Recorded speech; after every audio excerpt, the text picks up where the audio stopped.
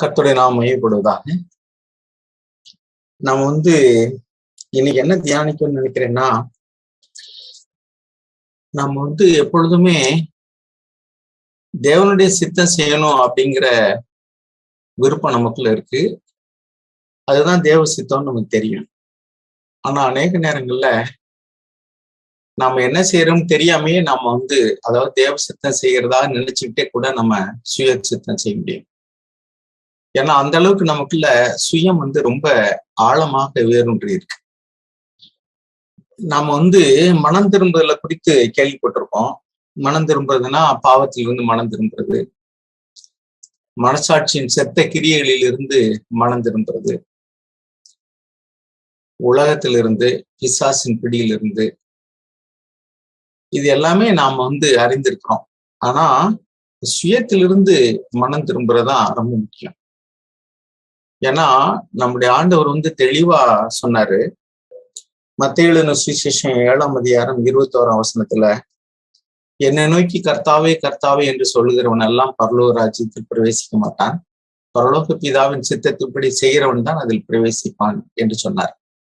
அதே மாதிரிக்கு மத்தேயு சுவிசேஷம் 6ஆம் அதிகாரம் 10ஆம் வசனத்துல ஜெபம் பண்றதுக்கு சொல்லி கொடுத்த இடத்துலையும் கூட, பரலோகத்தில் இருக்கிற எங்கள் பிதாவே உம்முடைய நாமம் மகிமைப்படுவதாக, உம்முடைய ராஜ்யம் வருவதாக, உம்முடைய சித்தம் பரலோகத்தில் செய்யப்படுவது போல பூலோகத்திலும் செய்யப்படுவதாக என்று ஜெபம் பண்ண சொன்னார். அதே மாதிரி ஆண்டவராய் இயேசு கிறிஸ்து இந்த பூமியில வரும் பொழுது, யோவான் சுவிசேஷம் 6ஆம் அதிகாரம் 38ஆவது வசனம் நம்ம வாசிப்போம். யோவான் 6:38, என் சித்தத்தின்படி அல்ல, என்னை அனுப்பினவருடைய சித்தத்தின்படி செய்யவே நான் வானத்திலிருந்து இறங்கி வந்தேன். போதும். அப்ப எவ்வளவு தெளிவா பாருங்க, திரும்ப திரும்ப சொல்றாரு, என் சித்தத்தின்படி அல்ல, என்னை அனுப்பினவருடைய சித்தம், அதாவது பிதாவினுடைய சித்தம் செய்வதற்கு தான் நான் இங்க வந்திருக்கேன் அப்படின்னு சொன்னாரு. அவர் இந்த பூமியில வாழ்ந்த நாட்கள் எல்லாமே அதைத்தான் செஞ்சுட்டு இருந்தார். எபிரேயர் நிருபத்துல 10ஆவது அதிகாரத்துல 7ஆவது வசனமும் 9ஆவது வசனமும் நம்ம வாசிக்கிறோம். எபிரேயர் 10:7-9. அப்பொழுது நான், தேவனே உம்முடைய சித்தத்தின்படி செய்ய இதோ வருகிறேன், புஸ்தக சுருளில் என்னை குறித்து எழுதியிருக்கிறது என்று சொன்னேன் என்றார். தேவனே சித்தத்தின்படி செய்ய இதோ வருகிறேன் என்று சொன்னார். இரண்டாவதை நிலைநிறுத்துவதற்கு முதலாவதை நீக்கி போடுகிறார். போதும் பாருங்க, உம்முடைய சித்தத்தின்படி செய்ய இதோ வருகிறேன் அப்படிங்கிறாரு. உம்முடைய சித்தத்தின்படி, என்னை அனுப்பினருடைய சித்தத்தின்படி செய்வதற்கு தான் இங்க வந்தேன்னு சொன்னாரு. அவருடைய சித்தத்தின்படி செஞ்சாதான் பரலோக ராஜ்யத்துல பிரவேசிக்க முடியும்னு சொல்லிட்டாரு. ஜெபம் பண்ணும் போது கூட அவருடைய சித்தம் நிறைவேறணும் அப்படிதான் சொல்லி ஜெபம் பண்ண சொன்னாரு. அப்ப இது எல்லாத்துலயும் ஒண்ணு தெளிவா நம்ம காண்றோம், நம்மை படைத்த தேவன் ஒரு நோக்கத்தோடு கூட படைத்திருக்கிறார். அதை நம்ம ரோமர் 11:36 வாசிக்கிறோம். ரோமருக்கு 1 கொரிந்தியர் 8ஆம் அதிகாரம் 6ஆம் வசனத்துல வாசிக்கிறோம். தேவன் அவருக்காக நம்மை படைத்தார், அவருடைய மகிமைக்காக படைத்தார், அவரே படைத்தார். அப்ப அவருக்கென்றும் அவரை கொண்டும், ஃப்ரம் ஹிம் ஃபார் ஹிம். அப்ப அவருக்காக தான் நம்மளை படைச்சிருக்காரு தேவன். ஆனா நம்ம என்ன பண்றோம் அப்படின்னா, இன்னைக்கு சொல்லப்படக்கூடிய சுவிசேஷம் கூட என்னன்னு சொன்னா, நம்ம விரும்புறத நிறைவேற்றி கொடுக்கறதுக்கு ஒரு தேவன், நீங்க என்ன விரும்புறீங்களோ அதை தேவன் செய்வாரு அப்படின்னு சொல்லிதான் இன்னைக்கு பிரசங்கிக்கிறாங்க. அது கேட்கறவங்களுக்கு ரொம்ப இன்பமா இருக்கு. எனக்கு என்ன வேணும் அதை தேவன்கிட்ட கேட்டா அவர் கொடுப்பாரு, அது இல்லைன்னு சொல்லல. ஆனா அங்க ஒரு வார்த்தை ஆண்டவர் சொன்னாரு, அவருடைய சித்தத்தின்படி நீங்கள் எதை கேட்டாலும் நான் அதை செய்வேன், தேவன் அதை செய்வார் அப்படிதான் அவர் சொன்னார். அப்ப அவருடைய சித்தம் செய்யக்கூடியதான ஒரு வாஞ்சை நமக்குள்ள இருந்துச்சுன்னு சொன்னா, நம்ம டோட்டலா நம்மள சரண்டர் பண்ணணும். நான் ஒரு காலத்துல இப்படி ஜெபிக்கிறவனா இருந்தேன். எப்படின்னு சொன்னா, என்னுடைய ஆவி ஆத்மா சரீரத்துக்கு எது நல்லதோ அதை நீங்க செய்யுங்க ஆண்டவரே, நான் ஜெபம் பண்ணிருக்கிறேன். அப்ப நான் ரொம்ப ஒரு பக்தி உள்ள மனுஷனை போல நினைச்சிட்டேன். ஏன்னா எனக்கு எது நல்லதுன்னு தெரியாது, அதனால உங்களுக்கு எல்லாம் தெரியும், அதனால உங்க கையில ஒப்பு கொடுக்குறேன், நீங்க எனக்கு எது நல்லதோ அதை நீங்க செய்யுங்க, என்னுடைய ஆவிக்கு ஆத்மாவுக்கு சரீரத்துக்கு. ஆனா உண்மை என்னன்னா, அதுலயும் எனக்கு நல்லது எது அதை செய்யுங்க அப்படிதான் நான் கேட்கிறேன். அப்ப எனக்கு நல்லதுன்னா ஆவிக்கு நல்லது சில நேரம் ஆத்மாவுக்கு நல்லா இல்லாம இருக்கலாம், ஆத்மாவுக்கு நல்லா இருக்கிறது சரீரத்துக்கு நல்லாம இருக்கலாம். எல்லாத்துக்கும் நல்லதா இருக்கணும்னு சொன்னா அது என்னுடைய சுயத்தை தான் காண்பிக்குது. என்னுடைய ஆத்மா, என்னுடைய ஆவி, என் சரீரம் எல்லாத்துக்குமே அது நல்லா இருக்கணும் அப்படின்னா இட்ஸ் நாட் பாசிபிள். ஏன்னா சில நேரங்கள்ல அவர் நம்ம நித்தியத்தை மனதில் வைத்து நம்மை சிக்ஷிக்கும் போதும் சரி, நம்மை நடத்தும் போதும் சரி, அது சில நேரம் நம்முடைய மனதுக்கு ஏற்றுக்கொள்ள முடியாததாக இருக்கலாம், கஷ்டமா இருக்கலாம், அல்லது நம்முடைய சரீரத்தை பாடுகளுக்கு உட்படுத்தக்கூடியதா இருக்கலாம். நம்ம வாசிக்கிறோம் ஆண்டவரா இயேசு கிறிஸ்து குறித்து எபிரேயர் 2:10 கூட it pleased God to crush him. அத ஏசாயா தீர்க்கதரிசியினுடைய புஸ்தகத்துல வாசிக்கிறோம். இங்க எபிரேயர் 2 என்ன வாசிக்கிறோம் அப்படின்னாக்கோ, அவரு ரட்சிப்பின் அதிபதியை உபத்திரவத்தினாலே பூரணப்படுத்துவது அவருக்கு ஏற்றதாக இருந்தது அப்படின்னு வாசிக்கிறோம். அப்ப ஒரு மனிதனை பூரணப்படுத்துவதற்கு நித்திய வாழ்க்கையில அவருக்கு எது நல்லது அப்படிங்கிறதுக்கு அவர் மனசுல வச்சுதான் தேவன் சிக்ஷிக்கிறார், எல்லாமே செய்யறாரு. ஆனா நம்ம நம்மள டோட்டலா சரண்டர் பண்றதுக்கு நமக்குள்ள ஒரு பயம் இருக்கு. ஆண்டவரே, நான் என்னை முழுவதுமா ஒப்பு கொடுக்குறேன் உங்களுடைய பாதத்துல, நீங்க என்ன விரும்புறீங்களோ அதன்படி எனக்கு செய்யுங்க, உங்களுடைய சித்தம் என் வாழ்க்கையில நிறைவேறணும் அப்படின்னு சொல்றதுக்கு நம்ம அறியாமலே ஒரு பயம் நமக்குள்ள. அப்படின்னா ஆண்டவர் நம்மளை என்ன பண்ணிடுவாரோ அப்படின்னு. ஏன்னா அவருடைய அன்பை நாம் புரிந்து கொள்ளாதனால நம்ம எரேமியா 29:11 வாசிக்கிறோம், உண்மை குறித்து எனக்கு ஒரு திட்டம் உண்டு, that is my plan is for your welfare, உங்களுடைய நன்மைக்காக தான் அப்படின்னு. ஆனா இந்த நன்மையை குறித்து நம்ம என்ன நினைக்கிறோம்னாக்கும், இந்த பூமியில அல்லது இந்த சரீரத்துக்கு அல்லது இந்த ஆத்மாவுக்கு எது நல்லதோ அதைத்தான் நம்ம மீன் பண்றோம். ஏன்னா அதுதான் நமக்கு தெரியும். நான் முடிவுல நித்தியத்துக்கு எது நன்மை அப்படிங்கிறது நமக்கு தெரியாது. ஏன்னா தட் இஸ் நாட் சீன். அப்ப விசுவாசம்ங்கிறது என்னன்னா எபிரேயர் 11:1 வாசிக்கிறோம், அது நம்பப்படுகிறவர்கள் உறுதியும் காணப்படாதவர்களின் நிச்சயமா இருக்கிறது. இப்ப நித்திய வாழ்க்கையை குறித்தோ மரணத்துக்கு பின்னாடி என்ன நடக்குங்கிறது குறித்தோ நமக்கு தெரியவே தெரியாது. அதனால இந்த பூமியில வாழும் பொழுது நமக்கு இந்த பூமிக்குரிய வாழ்க்கைக்கு எது நல்லதுன்னு தெரியுது, மனசுக்கு எது நல்லது இன்பமா இருக்கிறது எதுன்னு தெரியுது. அதனால நம்மளை அறியாமலே நாம் நம்முடைய பார்வைக்கு எது நல்லதா தெரியுதோ அது நம்ம வாழ்க்கையில் நடக்கும்னு நினைக்கிறோம். இன்னைக்கு தெய்வ வழிபாடு செய்யக்கூடிய மனிதர்கள் எல்லாருமே பாத யாத்திரை போறாங்க, விரதம் போறாங்க இருக்கிறாங்க, அல்லது நேர்ச்சி கடன் வச்சுட்டு அன்னைக்கு வேண்டுதல்கள் செஞ்சு அதை போய் நிறைவேற்றுறாங்க. அவங்க எல்லாத்துக்குமே ஒரு நோக்கம் என்னன்னா, இந்த பூமியில அவங்களுக்கு அவங்க எதிர்பார்த்த நன்மைகள் அந்த தெய்வத்திடந்து கிடைக்கணும். கிறிஸ்தவர்களாகிய நமக்கும் கூட நாம் ஒரு காலத்துல அறியாமையில் இருந்த காலத்துல அப்படி வந்திருக்கலாம். ஆண்டவரே, எனக்கு ஒரு பிரச்சனை இருக்கு, அதை தீர்த்து வைங்க. அல்லது வாழ்க்கையில ப்ரொமோஷனோ வேலையோ அல்லது கடனை தீர்க்கிறதோ அல்லது வேற நமக்கு இன்பமா இருக்கிறது, லாபமா இருக்கிறது, நமக்கு பெருமை சேர்க்கக்கூடியது, மகிழ்ச்சியை தரக்கூடியது எல்லாத்தையுமே நம்ம கேட்கிறோம். ஆனா கேட்டுட்டு கடைசியில ஆண்டவர் சொன்னது போல நம்மளால சொல்ல முடியுமா? ஆண்டவர் எல்லாத்தையும் கேட்டு நம்ம மத்தேயு 26:39 வாசிக்கிறோம், ஆயினும் என் சித்தத்தின்படி அல்ல உம்முடைய சித்தத்தின்படி செய்யவே நான் வந்தேன் அப்படின்னு சொல்றாரு. அதனால என் சித்தத்தின்படி அல்ல உம்முடைய சித்தத்தின்படி ஆக கடவுள். கூட ஷேரிங்ல சொன்னதான ஞாபகத்துல எனக்கு வருது. நீங்க எதை வேணாலும் கேளுங்க, கேட்டு கடைசியில உங்க ஜபத்தை எப்படி முடிச்சிருங்க, என் சித்தத்தின்படி அல்ல உம்முடைய சித்தத்தின்படி எனக்கு ஆக கடவுள். அதுக்கு பின்னாடி என்ன நடந்தாலும் பி அ ட்ரஸ்ட், இலைப்பாறுதலோட இருங்க, தேவன் எல்லாவற்றையும் நன்மைக்கு ஏதுவாதான் செய்வார் அப்படின்னு சொல்லிட்டு. இப்ப பாருங்க, இந்த செல்ஃப் வில் அதையும் காட்ஸ் வில்லையும் தான் நான் இப்ப பேசுறேன்.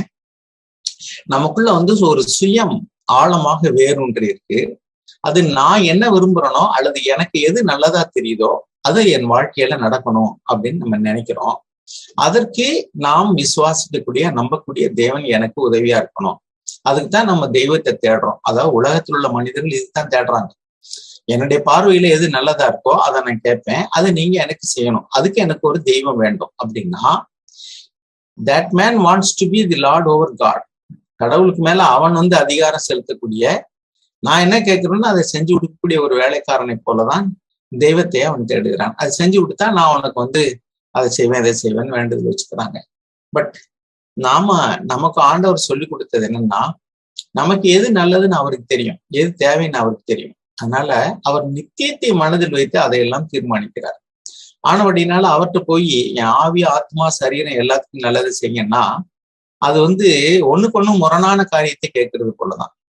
என் ஆவிக்கு அல்லது நித்திய வாழ்க்கைக்கு எது நல்லதுங்கிறது என் ஆத்மாவுக்கு நல்லதா இல்லாம இருக்கலாம். உதாரணத்துக்கு நம்ம இப்படி பார்ப்போம், இந்த சுயத்துக்கு பின்னாடி இருக்கிறது யாருன்னா சாத்தான்.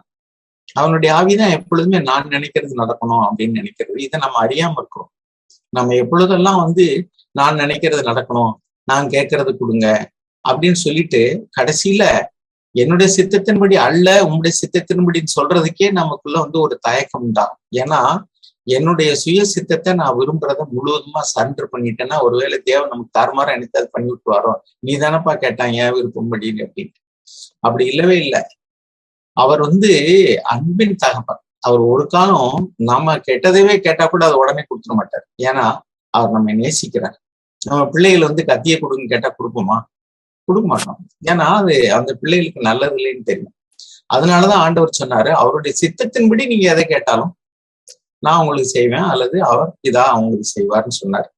சரி, இப்ப பாருங்க, எசாயா தீர்க்கதரிசியுடைய புத்தகத்துல 14வது அதிகாரத்துல 13-15 வசனம் வரைக்கும் நம்ம வாச்சோம்னா, அந்த கெட்டுப்போன தேவதூதன் என்ன அவன் கெட்டு போறதுக்கு என்ன காரணம் அப்படிங்கிறது அந்த வார்த்தைகள்ல தெளிவா இருக்கு. அதாவது ஒவ்வொரு பாவத்துக்கு பின்னாடியும் சுயம் மேலோங்கி இருக்கிறது. அந்த சுயத்துக்கு பின்னாடி ஒரு பெருமை இருக்கிறது. நம்ம இதை வாசிப்போம். ஏசாயா தீர்க்கதரிசியின் புத்தகத்துல 14வது அதிகாரம் 13-15 அந்த அந்த ஸ்பிரிட்டை கண்டுபிடிங்க. ஆவிய சாத்தானுடைய ஆவி எப்படி இருந்தது? அதாவது தேவதூதன் அவன் கெட்டு போய் பிசாசானதுக்கு காரணமான அவனுடைய உள்ளான இருதயத்தினுடைய நினைவுகள் எப்படி இருந்தது? நான் வானத்துக்கு ஏறுவேன். அந்த வார்த்தையை கவனிங்க. ஐ வில் பாருங்க, என்ன எழுதிருக்கு?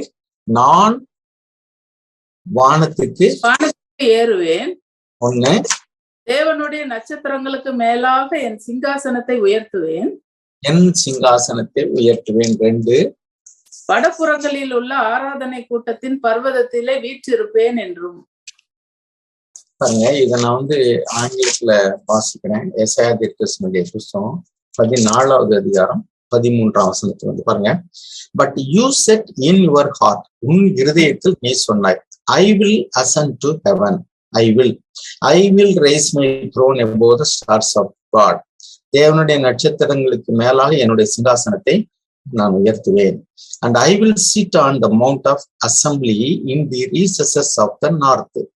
வடதிசையின் பர்வதங்களுக்கு மேலாக நான் உட்காருவேன். I will ascend 14வது வசனம், above the heights of the clouds. மேகங்களுக்கு மேலாக நான் எழும்புவேன். I will make myself like the most high. பாருங்க, எல்லாத்திலுமே I will 5 தடவை வரும். I will. இதுதான் சாத்தான் சாத்தான போனதுக்கு காரணம் என்னன்னா, என்னுடைய விருப்பம் நிறைவேறணும்னு அவன் நினைச்சான். இது 5 தடவை இதுல ரிப்பீட் ஆகுது. I will. அதற்கு மாறாக நேர் எதிராக தேவனுடைய குமாரனும் நம்முடைய இரட்சகருமா இயேசு கிறிஸ்து இப்ப என்ன சொன்னாருங்கிறத நம்ம இங்க கவனிச்சோம். நம்ம என்ன, மத்தேயு 26:39 அவர் ஜெபம் பண்ணும்போது எப்படி முடிக்கிறார்? கெத்செமனேல, not my will but thy will. ஜெபம் பண்ண சொல்லும்போது என்ன சொல்லி கொடுக்குறாரு? யுவர் வில் பி டன், உங்களுடைய சித்தம் நிறைவேறட்டும். மத்தேயு 7:21 என்ன வாசிக்கிறோம்? என்னுடைய சித்தத்தின்படி அல்ல, என்னுடைய சித்தத்தின்படி. என்னை நோக்கி கர்த்தாவே கர்த்தாவே என்று சொல்லுகிறவனாலும் பரலோகத்தில் பிரவேசிக்க மாட்டான். பரலோக பிதாவினுடைய சித்தத்தை செய்யறவன் தான் பரலோக ராஜ்யத்துல பிரவேசிப்பான். அப்ப அங்க நம்ம எபிரேயர் 10:7-9 வாச்சோம், யோவான் 6:38 வாச்சோம், மத்தேயு 26:39 எல்லாத்திலுமே ரிப்பீட்டடா என்ன வாசிக்கிறோம்னா, என்னுடைய சித்தம் அல்ல உங்களுடைய சித்தம், என்னுடைய சித்தம் அல்ல என்னை அனுப்பினவருடைய சித்தம், என்னுடைய சித்தம் அல்ல பிதாவின் சித்தம். அப்ப ரெண்டுக்கும் எதிரடையான ஒரு காரியத்தை நம்ம வாசிக்கிறோம். சாத்தான் அல்லது கெட்டு போன தேவதூனுடைய எண்ணத்துல இருந்ததெல்லாம் என்னுடைய சித்தம், நான் இதை செய்வேன், நான் இதை செய்வேன். That is spirit of pride, ஒரு பெருமையினால். ஆனா தேவனுடைய சித்தம் செய்ய விரும்புறவங்க நிறைய காரியங்கள்ல தேவன் என்ன விரும்புறாருன்னா அவருடைய கட்டளைகளே எழுதியிருக்கு. அவருடைய கட்டளைகள் தெளிவா இருக்கு. இப்ப ஆண்டவர்கிட்ட போய் நாம ஆண்டவரே கொஞ்சம் திருடிக்கலாமா வேண்டாமான்னு நம்ம கேட்க வேண்டியது இல்லை. ஏன்னா தேவனுடைய வார்த்தை தெளிவா இருக்கு.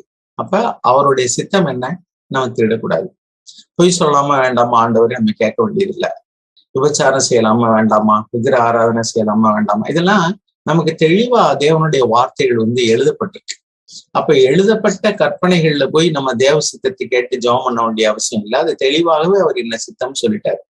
ஆதியாமத்துல ஆதாம் ஏவாளை படைச்ச தேவன் வந்து ஆதாம்கிட்ட என்ன சொல்றாரு அப்படின்னாக்கோ, ஆதியாகமம் 2ஆம் அதிகாரம் 17ஆம் வசனத்திலே நம்ம வாசிக்கிறோம், இது நன்மை தீமை அறிய தருகிற கனி, இது வந்து ஜீவ விருட்சம். அப்ப இந்த நன்மை தீமை அறியத்தக்க மரத்தின் கனியை புசித்தால் சாவீர்கள். அப்படின்னா என்ன அர்த்தம்? நீ அதை புசிக்க கூடாது, அதுதான்ப்பா என்னுடைய சித்தம் அப்படின்னு அவர் சொல்லிட்டாரு. ஆனா he has given free will. அவர் செல்ஃப் வில்ல கொடுக்கல, ஃப்ரீ வில்ல கொடுத்தாரு. அப்படின்னா என்ன அர்த்தம்? சுயாதீனமா நீ செயல்படலாம். ஆனா என்னுடைய விருப்பம் என்னன்னு நான் சொல்லிட்டேன், இதுதான் என்னுடைய விருப்பம். அப்ப என்னுடைய விருப்பத்தை நீ செய்யறதும் என்னுடைய விருப்பத்தை செய்யாம இருக்கிறதும் உனக்கு சுயாதீனம் இருக்கு.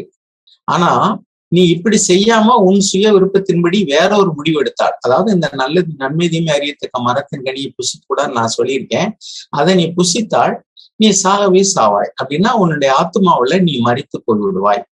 சாகிறதுனா என்ன அப்படின்னாக்கோ, நான் ஏற்கனவே சொல்லியிருக்கேன்னு நினைக்க ஒரு முறை, இப்ப மின்சாரத்துல இயங்கக்கூடியதான சாதனங்கள் எல்லாமே மின்சாரம் வரலைன்னு சொன்னா சரி, அது டெட் ஆகிடும். மைக்கு, வீடியோ, ஆடியோ எல்லாமே வந்து ஒர்க் பண்ணாது. லைட் எரியாது, ஃபேன் ஓடாது, மைக் செட் ஒர்க் பண்ணாது. அப்ப நம்ம என்ன சொல்றோம்? டெட் அப்படின்னு சொல்றோம். போன் ஒர்க் பண்ணலைன்னா டெட்ன்னு சொல்றோம். அப்ப இங்க என்ன நடந்திருக்கு அப்படின்னாக்கோ, இந்த எலக்ட்ரிசிட்டி கனெக்ஷன் வந்து இப்ப டிஸ்கனெக்ட் ஆயிடுச்சு. அதே மாதிரிதான் நீ சாகவே சாவாயினா தேவனுக்கும், அதாவது எனக்கும் உனக்கும் உள்ளதான உறவு துண்டிக்கப்பட்டு விடும். You will tie. அப்படின்னா உன் ஆத்மாவுல என்னோடு நீ கொண்டிருக்கிறதான உறவு துண்டிக்கப்பட்டு போய்விடும். அதுதான் நடந்தது. ஆனா சாத்தான் அவனுக்கு எப்படி சொல்லிட்டான்னு, நீ சாகவே சாவதில்லைன்னா சரீர பிரகாரமாக நீ சாக மாட்டான்னு சொல்லிட்டான். ஆனா ஆண்டவர் மீன் பண்ணது அது கிடையாது. அவ என்ன ஆயிடுச்சு, உடனே ஓடி போய் ஒளிஞ்சுட்டான். ஏன்னா ஆதாம் அப்படி ஓடி போய் அவர் ஒளிஞ்சதுக்கு என்ன காரணம் அப்படின்னா, தேவனோடு உள்ள உறவு துண்டிக்கப்பட்டதுனால அவரால் தேவனை ஃபேஸ் பண்ண முடியல. சோ இப்ப வந்து அவர் போய் ஒளிஞ்சிக்கிற விரும்புறார். He want to live in darkness. He want to cover himself. தன்னை மறைத்துக் கொள்ள விரும்புகிறார், ஒளிந்து கொள்ள விரும்புகிறார். தேவனுடைய பிரசன்னத்துல வர முடியல. அப்ப இதுல இருந்து நம்ம கண்டுக்கிறது என்னன்னாக்கோ, தேவனுக்கும் அவருக்கும் உள்ளதான உறவு முறிந்து போகும் என்பதைத்தான் அந்த இடத்துல ஆண்டவர் வந்து நீ மறித்து போவான்னு சொன்னாரு. இப்ப என்னன்னா, நாமளும் வந்து இப்ப சுய சித்தம் செய்யும் போது இதுதான், நம்ம வந்து அறிந்தோ அல்லது அறியாமலோ அநேக நேரங்கள்ல ரட்சிக்கப்பட்ட கிறிஸ்தவர்கள் கூட தேவனுடைய சித்தம் செய்யணும்னு தீர்மானம் எடுத்தாலும் கூட நம்மளை அறியாமலே நம்ம சுய சித்தத்தை செய்கிறவர்களாகவும் அதற்காக ஜெபிக்கிறவர்களாகவும் நம்ம அறிவிக்கிறோம். ஆண்டவரே எனக்கு எது நல்லதோ அதை செய்யுங்க அப்படின்னா என்ன அர்த்தம்? Something seems good to us. ஏதாவது ஒண்ணு நமக்கு வந்து நல்லா தெரியுது.